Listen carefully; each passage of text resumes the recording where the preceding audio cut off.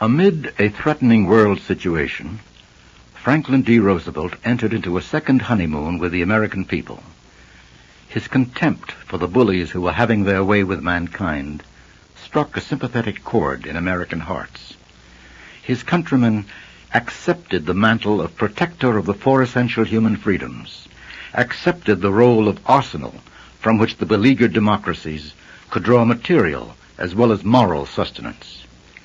Americans accepted the ennobling challenge and in November 1940 elected President Roosevelt to an unprecedented third term. He loved campaigning.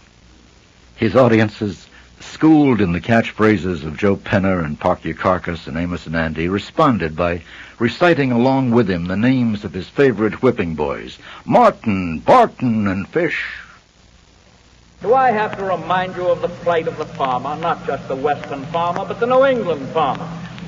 During the period between 1920 and 1933, declining income, accumulating surpluses, rising farm debts, 10-cent corn and 20-cent wheat and 5-cent cotton and 3-cent hog.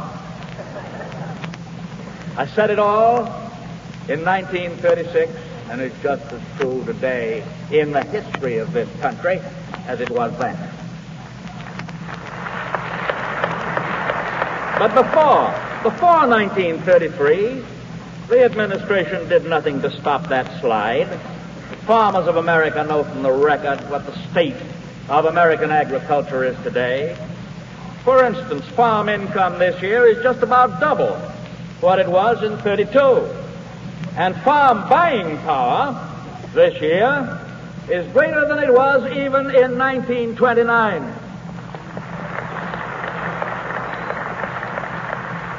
Tens of thousands of farmers have had their farms saved from foreclosure. More than 800,000 low-income farmers have been able to obtain credit from the government, credit that they could get nowhere else, and incidentally, credit which they are repaying.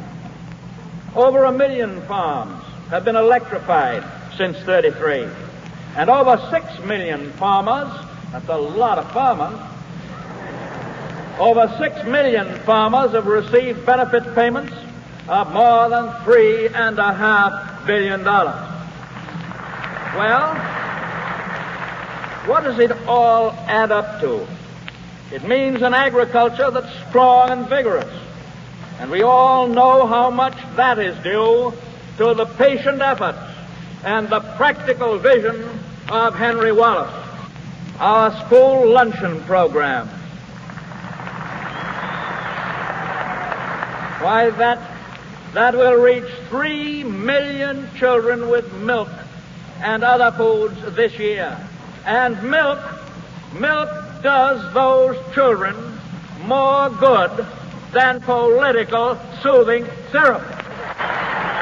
That peerless leader, that farmer's friend, Congressman Joe Martin of Massachusetts. Republican National Chairman Martin voted against every single one of the farm measures that were recommended by this administration. Perhaps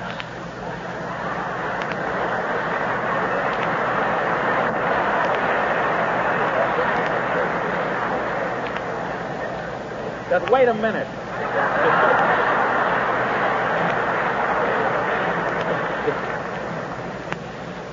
Perhaps Brother Martin will be rewarded for this loyal service to the principles of his party by being appointed Secretary of Agriculture. And I still remember from 2 nights ago, he is one of that great historic trio which has voted consistently against every measure for the relief of agriculture: Martin, Barton, and Fish. I will have to let you in on a secret. It will come as a great surprise to you, and it's this. I'm enjoying this campaign, and I'm really having a fine time.